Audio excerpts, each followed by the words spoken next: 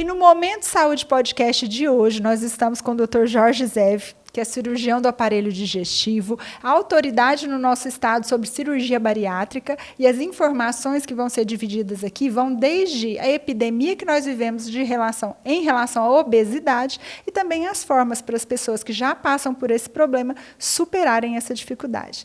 Dr. Jorge Zev, seja bem-vindo, muito obrigada pelo convite, por ter aceito esse convite, e diga para a gente um pouquinho como a obesidade hoje tem atrapalhado o nosso dia a dia, o nosso futuro, as pessoas que já desde a infância têm desenvolvido esse problema. Célia, é uma honra estar aqui. Obrigado por me convidar para o Momento de Saúde, né? O Momento de Saúde. Eu acho que é muito importante a gente levar as informações, né, para o nosso estado, para a população do estado. E realmente esse projeto é bem interessante, né? Obrigada. Quando a gente fala em obesidade é uma doença grave, é uma epidemia. Vocês vejam, hoje 20 a 25% da população é obesa. 50% da população tem excesso de peso. E a obesidade, além de maltratar a pessoa com questão de autoestima, ela inflama o corpo, ela causa doença, né? Ela está relacionada a diabetes, hipertensão, colesterol alto. 13 tipos de câncer têm a ver com obesidade, né? Então, tudo isso, toda a obesidade traz uma série de transtornos na vida dessa população. E conforme você falou, desde criança existe obesidade, né? E hoje em dia você tem que buscar alternativas para ajudar essa população. Mais mulheres ou mais homens? Mais mulheres, no Brasil mais mulheres. A faixa etária entre 20 e 40 anos de idade, né? E realmente a relação com doença é muito forte. E é uma doença grave, é uma doença crônica, é uma doença que não tem cura, né? Então, exige uma abordagem multidisciplinar para a gente poder ajudar esses pacientes.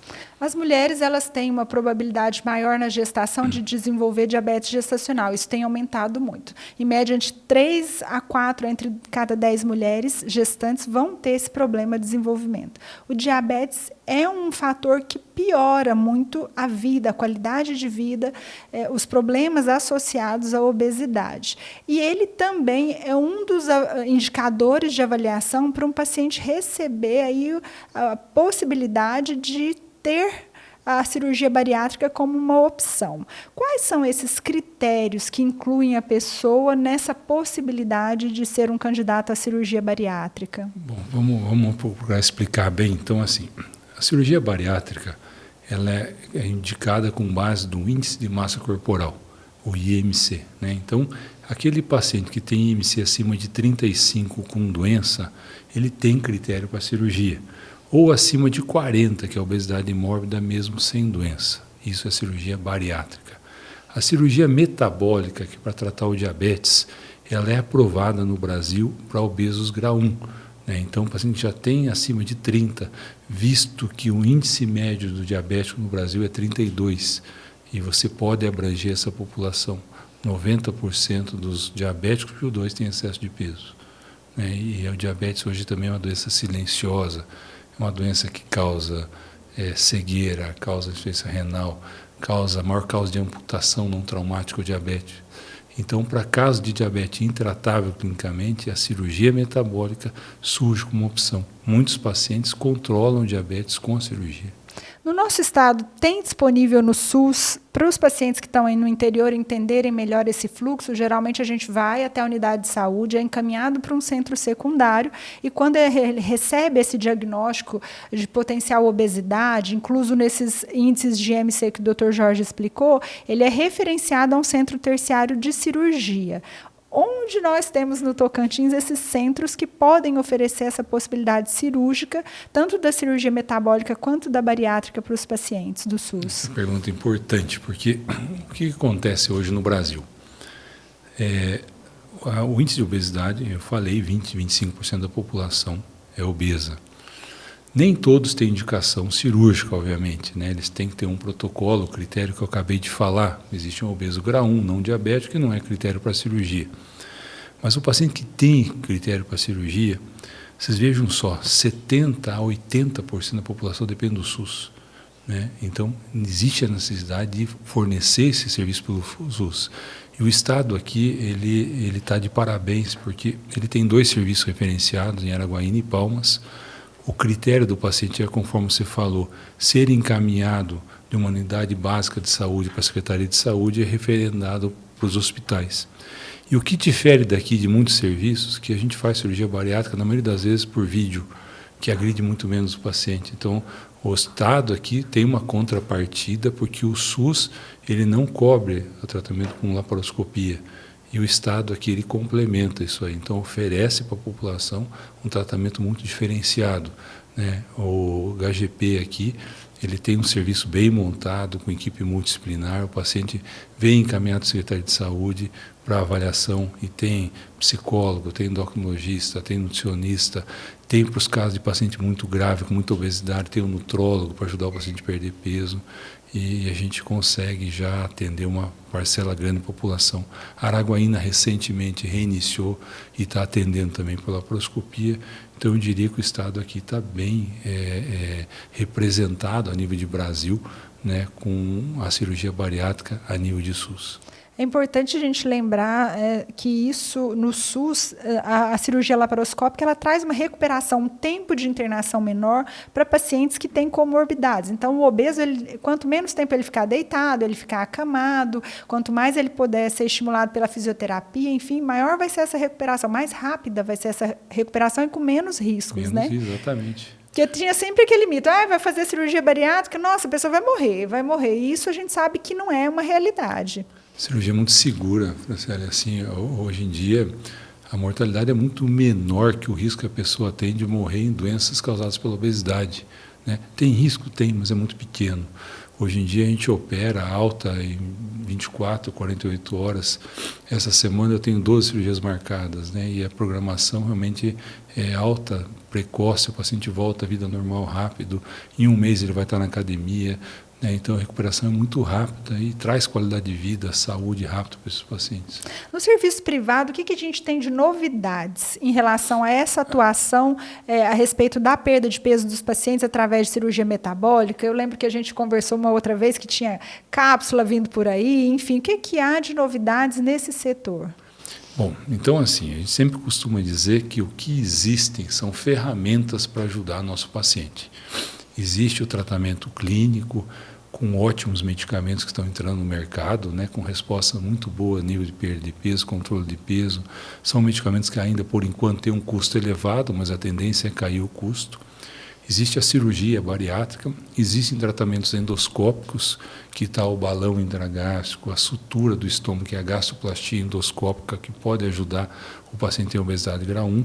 E dentro da cirurgia bariátrica, a gente tenta agredir menos o paciente, que recupere mais rápido. Isso a gente consegue hoje com o robô. Para pacientes muito grandes, a gente consegue ter uma visão muito mais detalhada na cavidade abdominal. A parede espessa, que traz uma dificuldade para o robô, isso é muito mais tranquilo. E a gente consegue uma recuperação mais rápida. O paciente sai do hospital mais rápido, mesmo pacientes grandes, 200 quilos, que a gente opera, com o robô a recuperação é muito mais rápida. A cirurgia robótica já é uma realidade no Tocantins, né? Nós tivemos essa abordagem aqui com o cirurgião geral esses dias, falando sobre isso na colecistectomia, que é a retirada da vesícula, em cirurgias do útero também, as esterectomias já são realidade no nosso estado, e essa parte também das gastroplastias tornaram-se realidade. O robô ele tem uma precisão maior, como você mencionou, uma recuperação maior, porque tem uma perda sanguínea muito inferior às demais vias cirúrgicas, né? É muito mais detalhe para o cirurgião, né? É uma forma de você operar diferente, onde você tem uma visão 3D da cavidade abdominal. O robô te dá detalhes de você incluir exames de tomografia para você detectar alterações anatômicas, alterações vasculares para fazer uma cirurgia. Quando você vai operar um paciente já operado, que tem aderências, tem variações anatômicas, o robô te ajuda muito nisso.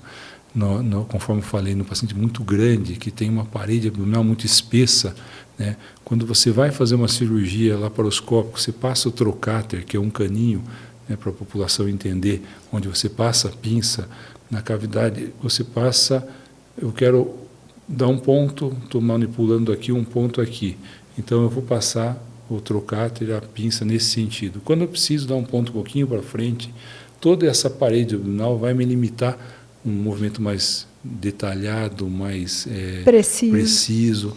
Com o robô, quem faz esse movimento é o robô. Né? E você, com joystick, você consegue, com detalhes, com precisão, conforme você falou, muito mais detalhe do tecido, uma visão 3D, você consegue dar ponto de baixo para cima, de cima para baixo, muito mais detalhes, e te dá menos sangramento, conforme você falou, muito mais segurança para esse paciente mais grave. A gente não poderia deixar de falar, como nós mencionamos, que as mulheres são as mais acometidas pela obesidade, né, que tem essa questão estética, é muito importante. Às vezes a gente ouve a paciente dizer, fala assim, eu não queria ser a pessoa desse corpo. Então, eu queria que você contasse para a gente como é que é essa experiência do pós, né? A paciente vai, ela começa a ter aquela perda de peso, e aí ela muda o estilo de vida. Como que você observa aí na sua experiência do dia a dia aquela pessoa, depois que ela vê que é possível ter um outro corpo?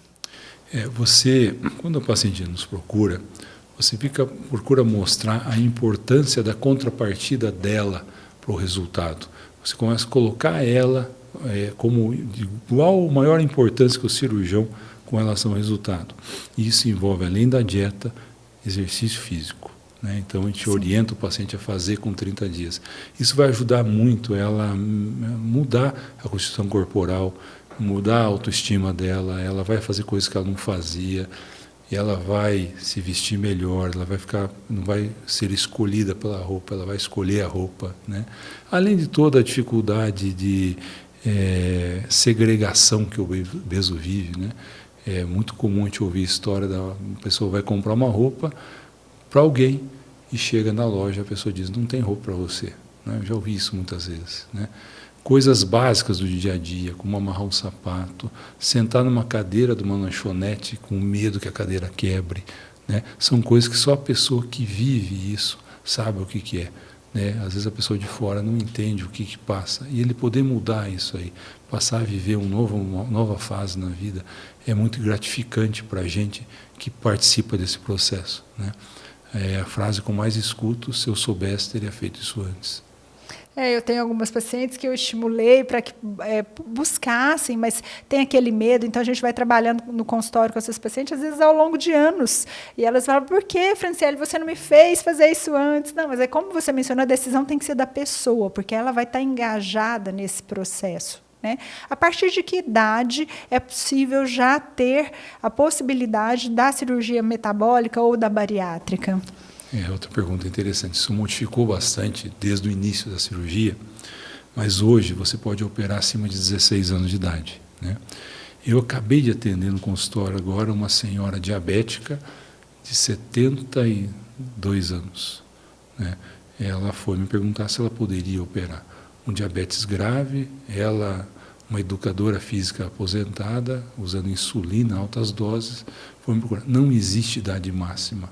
Se ela tiver condição clínica para tal, entendimento da parte do que ela precisa fazer, ela pode ser operada. Né? Então, 16 anos, sem uma idade máxima para operar.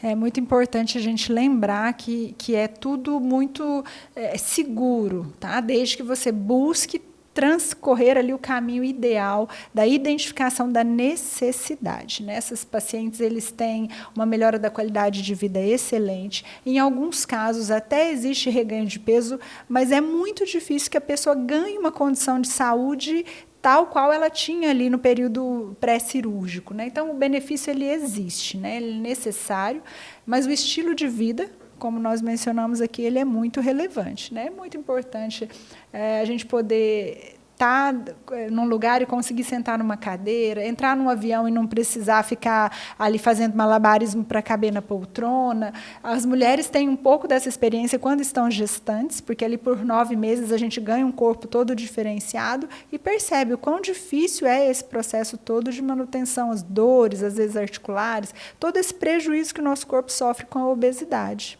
Né? Jorge, eu queria te agradecer pela presença. foi muito importante, informações muito precisas para o nosso público aqui, que está em casa. Se você tem alguma dúvida, nosso WhatsApp está aqui embaixo, você pode enviar sua pergunta, nós vamos responder com o maior prazer. Saber que o nosso estado está aí na vanguarda dessas cirurgias, né, para os pacientes, através da laparoscopia e da robótica também no setor privado, isso faz a diferença na qualidade de saúde dos tocantinenses. O nosso estado não deixa a desejar nenhum estado próximo ou de outra região do país, né, profissionais de qualidade como você, que de excelência.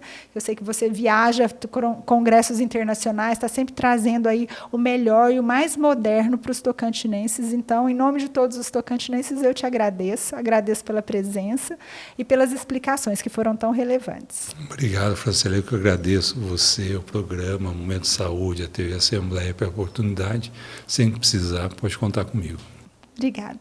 E você que está em casa, acompanhe sempre o Momento Saúde Podcast, envie aqui as suas dúvidas pelo nosso WhatsApp, vai ser um prazer te receber sempre, pelo WhatsApp ou aqui conosco ao vivo. Um beijo grande e até o próximo programa.